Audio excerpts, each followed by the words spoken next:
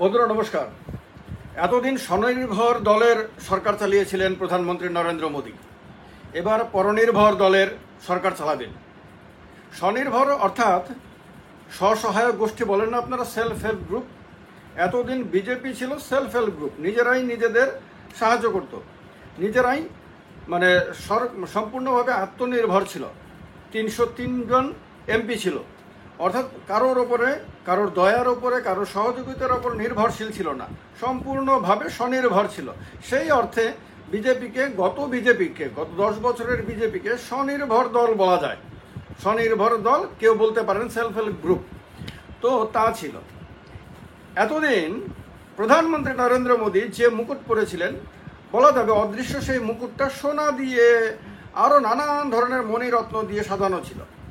খুব আরামদায়ক ছিল সেই মুকুটটা। এবার যে মুকুট তিনি পরেছেন, সেই মুকুটে কাঁটা ভরা কাঁটা, সারাক্ষণ শুধু খোঁচা দেবে। সারাক্ষণ মুকুটটা না খোলা যাবে না পরে থাকা যাবে। মানে মুকুট পরার যে আরাম, আনন্দ, সেই আনন্দ উধাও। এখন তার দল আর স্বনির্ভর নেই, এখন তার দল পরনির্ভর। অন্য দল যতক্ষণ সমর্থন দেবে ততক্ষণ পর্যন্তই বিজেপি শাসক দল হিসেবে নিজের পরিচিতি সবার সামনে তুলে ধরতে পারবে। যেই মাত্র অন্য দলগুলো তাদের সমর্থন প্রত্যাহার করে নেবে, সেই মাত্রই বিজেপি আর শাসক দল থাকবে না, তখন হয়ে যাবে বিরোধী দল বা ক্ষমতাচ্যুত দল। এখন কথা হলো যে এই যে নতুন সরকারের প্রথম দিন থেকেই মাথার মধ্যে নানান টেনশন। সবচেয়ে বড় টেনশন শুরু করে দিয়েছেন নীতিশ কুমারই। যে নীতিশ কুমার পায়ে ধরতে গেছেন প্রণাম করার জন্য, যে নীতিশ কুমার প্রশংসায় প্রধানমন্ত্রীকে ভরিয়ে দিয়েছেন এনডিএর বৈঠকে, যে নীতিশ কুমার সারা বছর সঙ্গে থাকবেন বলে কথাও দিয়েছেন, সেই নীতিশ কুমারই তার সেকেন্ড ইন কমান্ডের মাধ্যমে বাজারে তুলে দিয়েছেন যে ইন্ডিয়া অ্যালায়েন্সের তরফ থেকে নীতিশ কুমারকে প্রধানমন্ত্রী পদের অফার দেওয়া হয়েছিল। হঠাৎ করে কেন এই কথা? ইন্ডিয়া অ্যালায়েন্স তো অস্বীকার করেছে, কংগ্রেস দল তো অস্বীকার করেছে।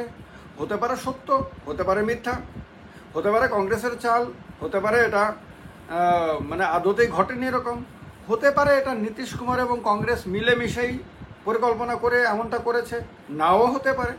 কিন্তু হঠাৎ করে কেন নীতিশ কুমার তার আরেক নেতার, বড় নেতা, সর্বভারতীয় নেতা, অনেক পুরনো নেতা, অনেক অভিজ্ঞ নেতা, অনেক দক্ষ নেতা, কেসি ত্যাগী এবং টেলিভিশনের মুখ তিনি দলের, সেই নেতার মাধ্যমে কেন বাজারে ছড়িয়ে দিলেন যে ইন্ডিয়া অ্যালায়েন্সের তরফ থেকে তাকে প্রধানমন্ত্রী পদের অফার দেওয়া হয়েছিল?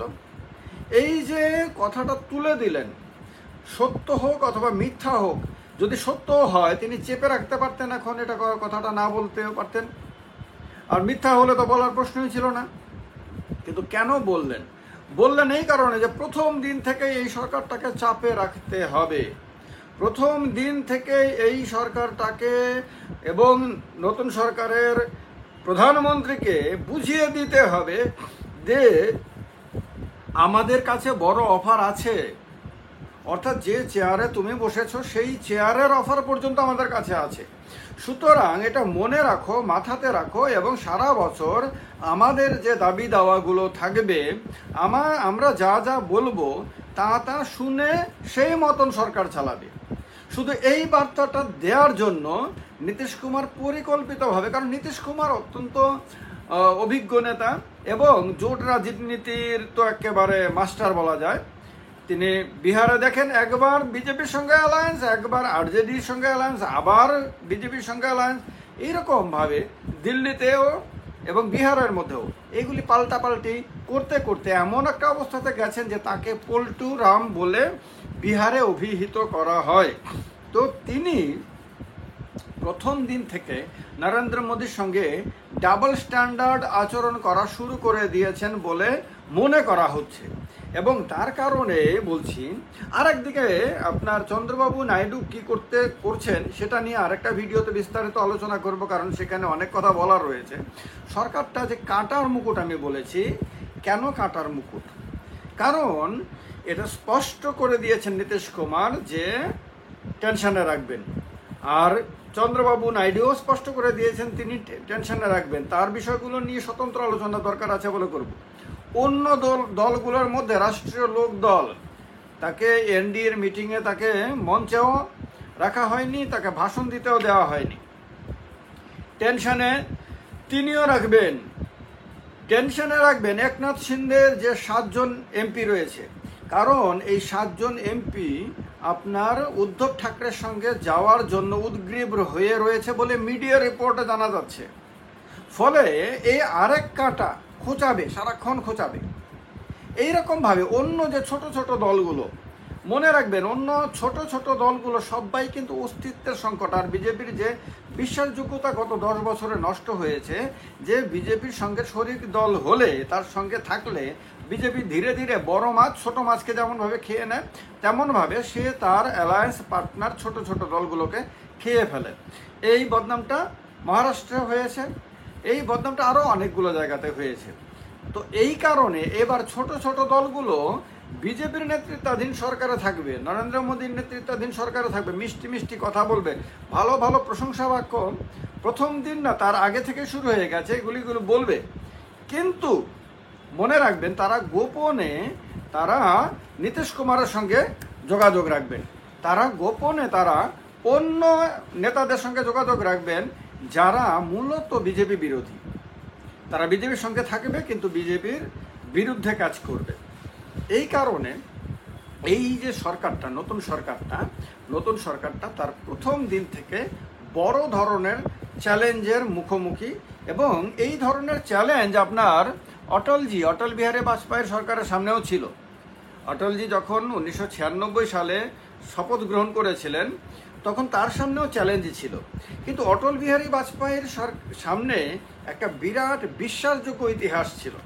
অটলজি আপনার 6 বছরের বেশি সময় সরকার চালান, তারপরেও তিনি কোনো দলকে ভাঙেননি, অন্য কোনো সরকারকে অবৈধভাবে অন্যায়ভাবে তিনি ভেঙে দেননি, ক্ষমতাচ্যুত করেননি। তিনি কোনো দলের ভেতরে বিভাজন তৈরি করেননি, কোনো দলের সঙ্গে তিনি এমন ব্যবহার করেছেন যে ব্যবহার করলে পরে বন্ধুত্ব নষ্ট হয়, তা করেননি। ফলে সংকটে তার সরকারও ছিল, দুইবার তার নেতৃত্বাধীন সরকার পড়ে গেছিল, 96 পড়েছিল, 98তেও পড়েছিল, কিন্তু তবুও তার বিশ্বাসযোগ্যতা নষ্ট হয়নি। দেবেগৌড়া সরকার পড়ে গেছিল জোট সরকার, কিন্তু তবুও বিশ্বাসযোগ্যতা নষ্ট হয়নি। আইকে গুজরালের সরকার হয়েছিল, পড়ে গেছিল, বিশ্বাসযোগ্যতা নষ্ট হয়নি। এরকম আরো অনেকের হয়েছিল, বিশ্বাসযোগ্যতা নষ্ট হয়নি। কিন্তু এইবারে প্রত্যেকটি যে অ্যালায়েন্স পার্টনার রয়েছে, তারা সারা বছর তাদের এমপিদেরকে ধরে রাখার চেষ্টা করবেন।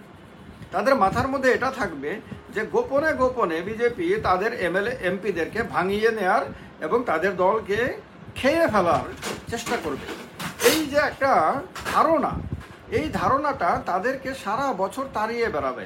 ফলে একটা যতই আস্থা প্রস্তাব, মানে কি বিশ্বাস প্রস্তাব, আস্থা প্রস্তাবে পাশ করলেও একটা অনাস্থা থাকবে সারাক্ষণ মনের মধ্যে, একটা অবিশ্বাস থাকবে সারাক্ষণ। অন্য বিরোধীদের তো থাকবে, কিন্তু সবচেয়ে বেশি থাকবে সহযোগীদের, কারণ তারা মনে রাখবে তাদের অন্য দলগুলোর সঙ্গে অতীতে কি হয়েছিল।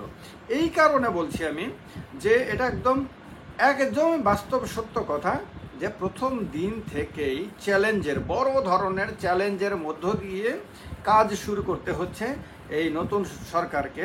এই সরকার শেষ পর্যন্ত এই সমস্ত চ্যালেঞ্জগুলোকে মোকাবেলা করে কতক্ষণ পর্যন্ত সোজা হয়ে দাঁড়িয়ে থাকতে পারে, এটা একটা বড় দেখার বিষয়।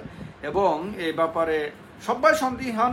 এবং আমি দেখেছি যে বিজেপির যে সমস্ত নেতাদের সঙ্গে আমার বিভিন্ন সময় কথা হয়েছে বা কথা হয়, তারা প্রত্যেকেই সন্দিহান আছেন, তাদের প্রত্যেকের মনের মধ্যেই সন্দেহ রয়েছে। এবং তারা সবাই জানেন যে একটা অনিশ্চিত ভবিষ্যতের দিকে নরেন্দ্র মোদীর নেতৃত্বাধীন বিজেপির নেতৃত্বাধীন এনডিএর সরকার যাত্রা শুরু করেছে। এই যাত্রা পথ কত দূর পর্যন্ত যাবে, কোথায় গিয়ে রাস্তা ব্লক দেখাবে এবং যাত্রা আপনার স্তব্ধ হয়ে যাবে, কেউ জানে না। এই সমস্ত কিছুর ব্যাপারে, সমস্ত অনিশ্চয়তার মাঝে আপনাদের কি মনে হয়? আপনাদের এই ক্ষেত্রে দ্বিমত থাকলে দ্বিমতটাও আপনারা স্বাধীনভাবে প্রকাশ করবেন। যদি একমত হন, আপনারাও যদি এই ব্যাপারে যদি অন্য কিছু ভেবে থাকেন, সেটাও আপনারা এখানে প্রকাশ করবেন। কারণ এই প্ল্যাটফর্ম আপনাদের আমাদের সববার মিলে এটা আমাদের প্ল্যাটফর্ম। এই কারণে এখানে অবশ্যই আপনারা আপনাদের মতামত প্রকাশ করবেন। আপনাদের কমেন্টগুলো আমি পড়ি, আপনাদের কমেন্টগুলো থেকে আপনাদের অভিজ্ঞতা, আপনাদের ভাবনাগুলো আমি বোঝার চেষ্টা করি। বিভিন্ন সময় আপনারা দেখেওছেন যে আমি ভিডিওতে এগুলি প্রকাশও করেছি। তো সুতরাং সঙ্গে থাকবেন এভাবেই, এই প্ল্যাটফর্মটাকে এভাবে আপনারা সবাই মিলে শক্তিশালী করুন।